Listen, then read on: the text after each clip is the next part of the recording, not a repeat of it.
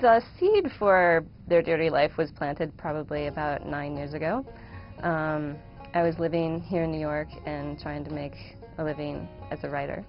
And I read Eric Schlosser's book, Fast Food Nation, and I was fascinated by his sort of confirmation of what I suspected about the food system.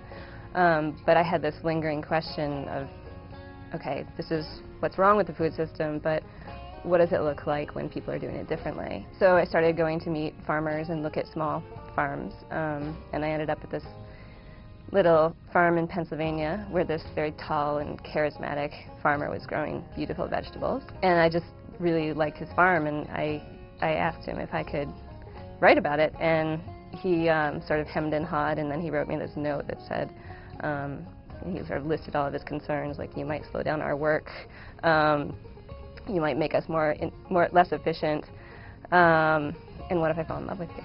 And we did fall in love, and we ended up leaving our respective lives and starting a farm together. And so The Dirty Life is about the transition between being a city person and being a farmer, and it's about the life that Mark and I made together on the farm.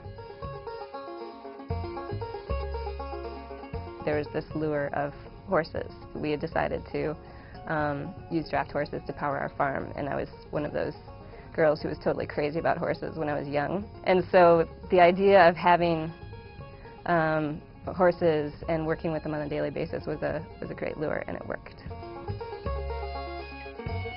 I had never even had a garden before, and so it was the first time that I experienced this miracle of putting a seed in the ground and seeing that, you know, you work really hard to give it the best shot, and 9 times out of 10 it does grow. And then there's the reward of having amazing food. I remember our first July, we had the traditional North Country meal of fresh peas cooked in milk with mint and the first new potatoes.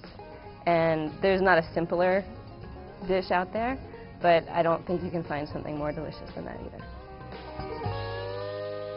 I'd always been an active and physical person, but working physically with your body every day is a totally different thing, and so it's a skill. You have to learn, you know, how to use your body, how to lift something properly, how to know when to stop working, and just learning those skills can be incredibly painful. And so that was probably the very hardest part. CSA stands for Community Supported Agriculture, and it's a relationship between a farmer and the people who eat from that farm. Most CSAs offer vegetables for a certain growing season.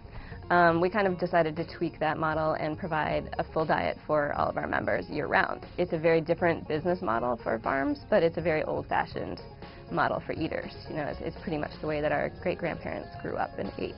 I miss most about the city my people. I miss my friends, I miss my sister. And in the city, you have, you know, friends who have the same education and interests and age as you are, and I miss that sometimes. But you don't get to change your life without letting go of some things.